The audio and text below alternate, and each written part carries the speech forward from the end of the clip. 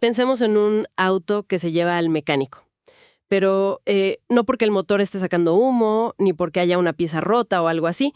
Se lleva al taller más bien porque pues, se busca afinar ese motor que ya funciona bien para que corra a su máxima capacidad. Ya sabes, ajustar la suspensión, llevarlo al rendimiento más alto posible. Claro, un mantenimiento de alto nivel, digamos. Exacto. Y lo curioso es que, históricamente, la psicología nunca operó de esta manera. O sea, siempre esperaba que el motor se rompiera para abrir el capó. Totalmente. La premisa siempre fue reparar el daño, no potenciar lo que ya estaba funcionando bien. Pues bueno, vamos a desempacar todo esto. Primero que nada, damos la más cordial bienvenida al programa Mente y Aprendizaje. Y hoy la verdad es que vamos a cambiar por completo ese viejo paradigma. Sí, hoy tenemos un análisis a fondo que, francamente, es fascinante. Así es. Vamos a sumergirnos en un artículo sumamente detallado escrito por Jesús Peña Vázquez, que para quienes no lo conocen, es un muy destacado educador, psicólogo e investigador dominicano. Y el foco de su trabajo es un tema que a menudo se malinterpreta muchísimo en la cultura popular.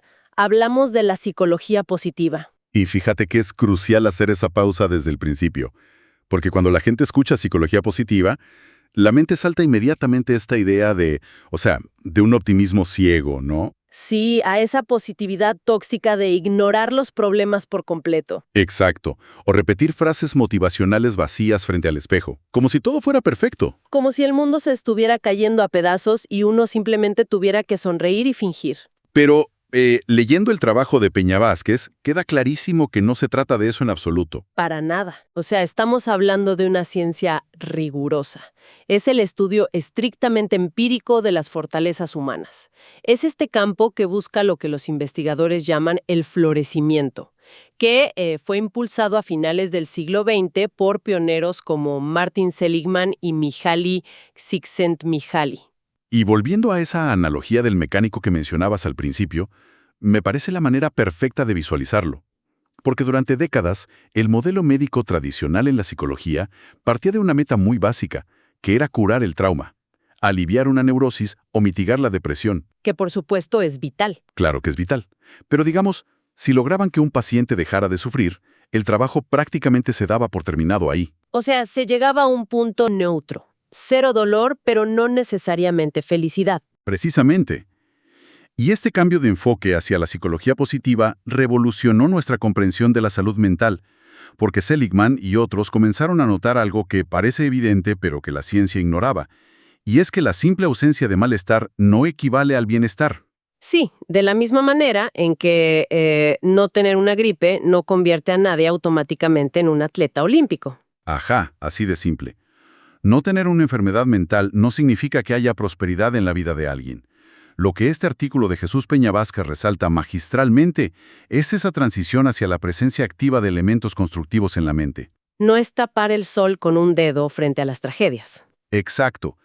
Es preguntar desde el método científico qué hace que la vida valga la pena, o sea, cuáles son los ingredientes precisos que permiten a un ser humano no solo sobrevivir el día a día, sino realmente florecer y alcanzar su potencial más alto. De alcanzar ese potencial, de ese florecimiento humano. Me llama mucho la atención cómo la ciencia desglosa y mide este estado. Porque, reitero, esto no es magia, son datos duros. Sí, pura evidencia empírica. Y el artículo nos introduce al modelo PERMA, desarrollado por Seligman. Y es fascinante porque rompe la idea de que la felicidad es una sola emoción aislada. Nos dice que el bienestar es completamente multidimensional. Es un ecosistema completo. O sea, si falta una pieza, todo el sistema lo resiente. Exacto, y para quienes nos escuchan y no están familiarizados con el acrónimo, las letras de PERMA en inglés representan 5 pilares. La P es de emociones positivas, que ojo, no es solo reírse, sino experimentar gratitud, esperanza. Ajá. La E es de engagement o compromiso. La R representa las relaciones positivas, porque sabemos que el aislamiento es destructivo para la especie humana. La M es meaning, que es el sentido o propósito. Y finalmente la A es de accomplishment, el logro. Y cada uno pesa, ¿eh? Ninguno es opcional. Totalmente, pero me quiero detener un momento en el compromiso, en la letra E, porque aquí el artículo trae a la mesa un concepto increíble de Csikszentmihalyi, que es el flujo. Uy, el famoso estado de flow. Sí, y es algo que cualquier persona ha experimentado alguna vez, quizás sin saber cómo llamarlo. Es como cuando alguien pierde por completo la noción del tiempo leyendo un libro increíble. O resolviendo un rompecabezas, o programando. Exacto. De repente pasaron 4 horas, ya oscureció y la persona ni siquiera se acordó de comer o ir al baño. Es una inmersión absoluta en la tarea. Pero aquí es donde se pone realmente interesante para mí. Hay una disonancia tremenda con lo que la cultura popular nos vende como felicidad, porque el flujo no parece ser una relajación pasiva, no es estar acostado en un sofá viendo una serie. Parece requerir un nivel de esfuerzo y hasta de fricción que, irónicamente, solemos evitar. Es que, fíjate, lo fascinante aquí es que la ciencia del flujo contradice casi todo lo que la publicidad moderna asume sobre el bienestar. O sea, solemos equiparar el éxito personal con la ausencia total de esfuerzo. Claro, la meta que nos venden es llegar a una hamaca en la playa y no hacer absolutamente nada. El sueño de la jubilación a los 40 sin responsabilidades. Pero los estudios detrás del modelo PERMA demuestran lo contrario. El verdadero bienestar requiere participación activa. El cerebro humano literalmente se marchita en la inactividad prolongada. ¡Wow! Sí. Csikszentmihalyi descubrió que el estado de flujo ocurre en un punto de equilibrio casi matemático.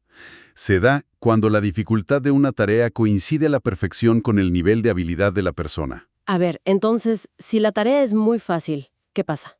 ¿La mente se desconecta? Genera un aburrimiento letal.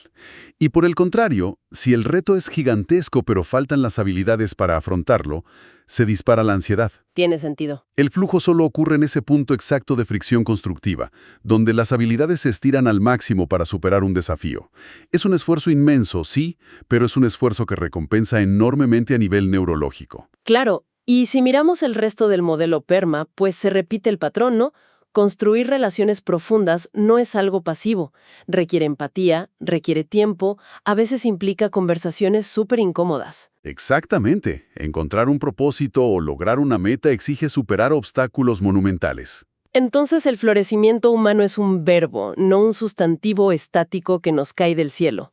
Requiere involucrarse profundamente con la vida. Es sudar la camiseta, pero en el buen sentido emocional. Ahora, si el bienestar requiere esta participación activa, hay un dato en la investigación que la verdad a mí me rompió los esquemas.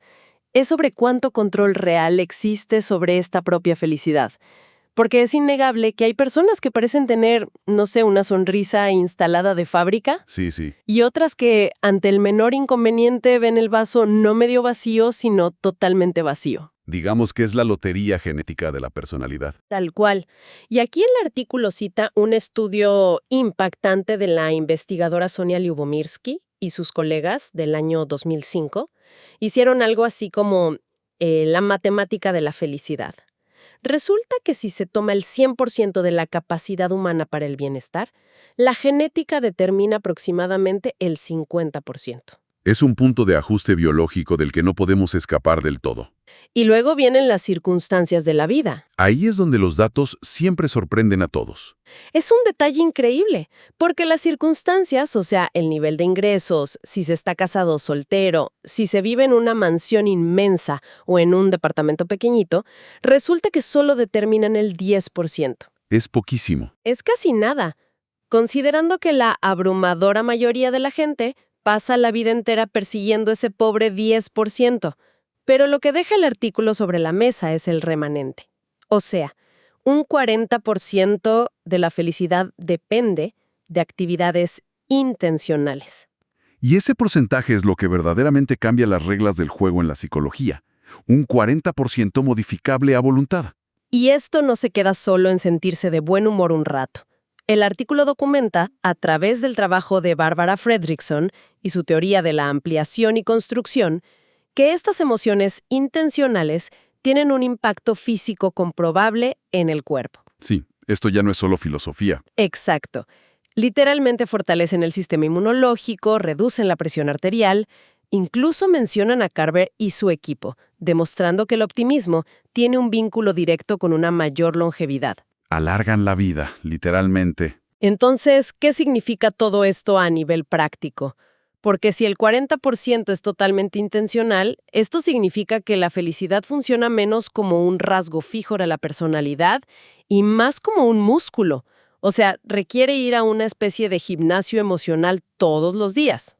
Fíjate que si conectamos esto con el panorama general de la biología humana, esa metáfora del gimnasio emocional es impecable, porque durante muchísimo tiempo la ciencia creyó que la felicidad era como la estatura física.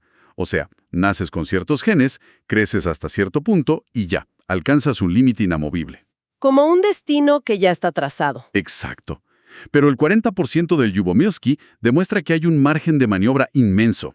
Ese es el terreno de juego intencional. Ahora, la manera en que opera este músculo es fascinante, y la teoría de Fredrickson explica el mecanismo exacto. Hay que mirarlo desde una perspectiva evolutiva. A ver, cuéntame de eso.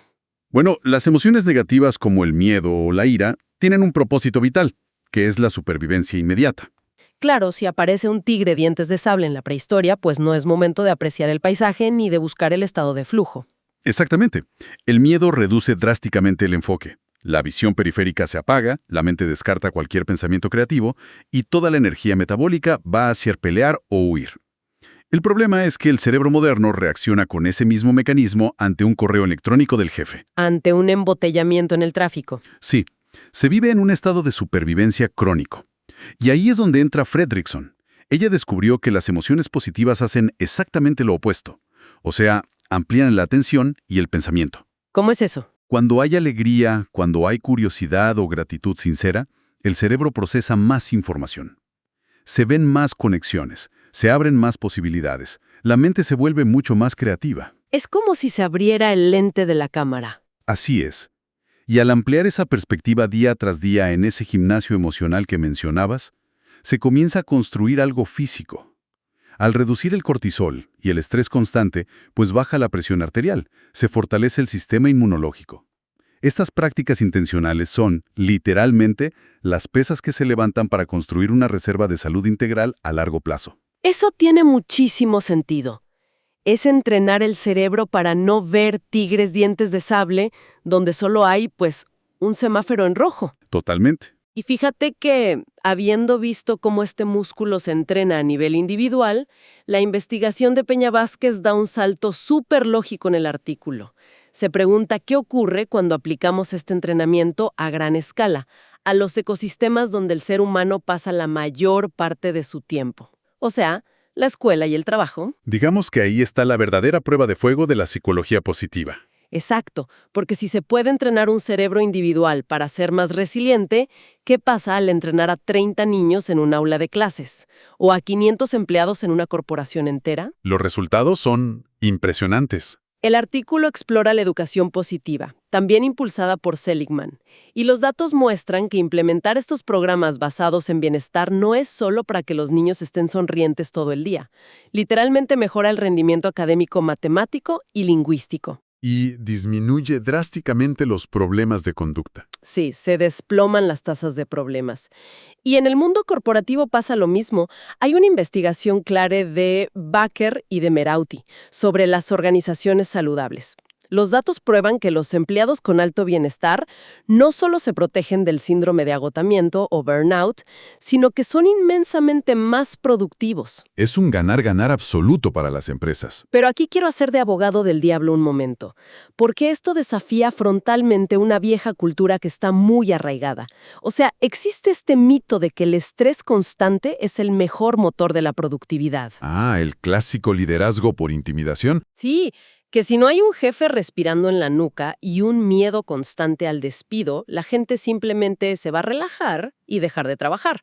Entonces, ¿cómo cambia la dinámica de un salón de clases o una oficina cuando los líderes dejan de cazar errores y empiezan a identificar fortalezas personales? Bueno, es un mito tenaz, es cierto, pero la neurociencia lo está desmantelando por completo. Cambia todo el paradigma de cómo entendemos el rendimiento. Pensemos en ese sistema basado en cazar errores. Puede ser un maestro tradicional con un bolígrafo rojo buscando obsesivamente cada fallo ortográfico. Ajá. O un gerente microgestionando cada pequeño detalle por miedo a que el equipo fracase. ¿Qué crees que pasa en la mente de quienes están bajo esa autoridad? Pues se activa el mecanismo del tigre que decíamos. Visión de túnel. Exacto. Entran en puro modo de supervivencia. Y como vimos con Fredrickson, la supervivencia estrecha la visión. En un ambiente así, la innovación muere instantáneamente.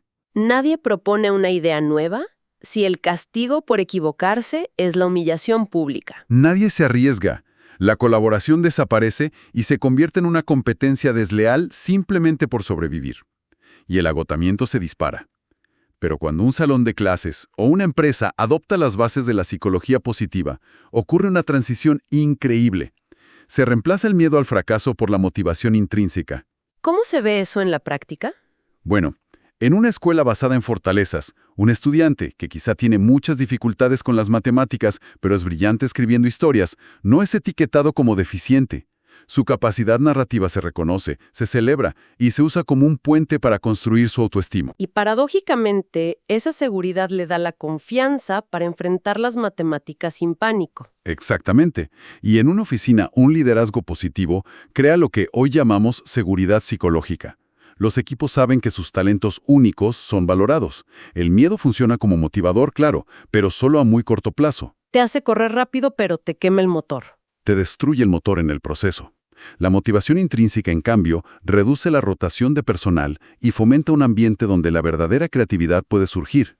Nos demuestra que la rentabilidad financiera y la salud mental, pues no son fuerzas opuestas, sino aliadas indispensables. Es un cambio absoluto de las reglas del juego, la verdad. Ahora, todo esto suena maravilloso en papel.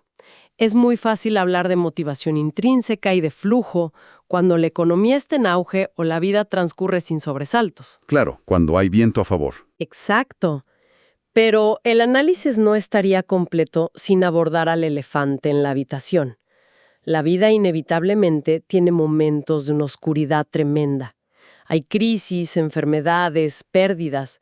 Entonces, ¿cómo funciona la psicología positiva cuando la adversidad extrema toca la puerta? Porque si esto solo sirve para los días soleados, pues no tiene un impacto real. Es la crítica más común a este campo, pero también es la más infundada, porque esta ciencia nunca ha ignorado el dolor o el sufrimiento humano.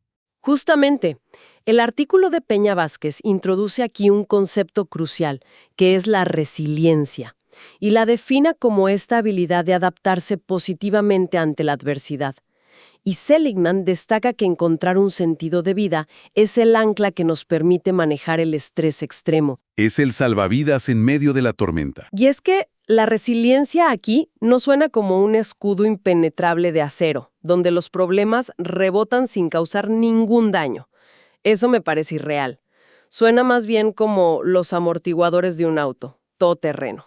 ¡Wow! Esa analogía de los amortiguadores es impecable. Es vital entender esa diferencia. Sí, o sea, el bache en el camino sigue ahí. El golpe ocurre, el auto tiembla, hay dolor, hay sacudida. Pero los amortiguadores permiten que el eje no se rompa y que el vehículo pueda atravesar ese terreno rocoso. Y para construir estos amortiguadores, Jesús Peña Vázquez compartió una serie de estrategias basadas en evidencia. Un verdadero arsenal de prácticas diarias. Literal, enumera llevar un diario de gratitud, identificar deliberadamente las fortalezas, realizar actos de bondad, practicar el mindfulness y la visualización del mejor yo posible. Pero, a ver, siendo realistas con el caos moderno, ¿cuál de estas estrategias prácticas te parece la más inmediata para empezar hoy mismo, sin que suene a tarea pesada? Es que esto plantea una pregunta importante sobre la accesibilidad. A veces la gente escucha mindfulness y piensa que requiere irse a un retiro en el Tíbet durante 3 semanas en silencio absoluto. Sí, suena algo inalcanzable para quien trabaja 8 horas y tiene hijos. Y ese es uno de los mayores malentendidos. John Kabat-Zinn, que fue pionero en traer el mindfulness a la ciencia occidental, lo define de una manera bellísima y muy terrenal.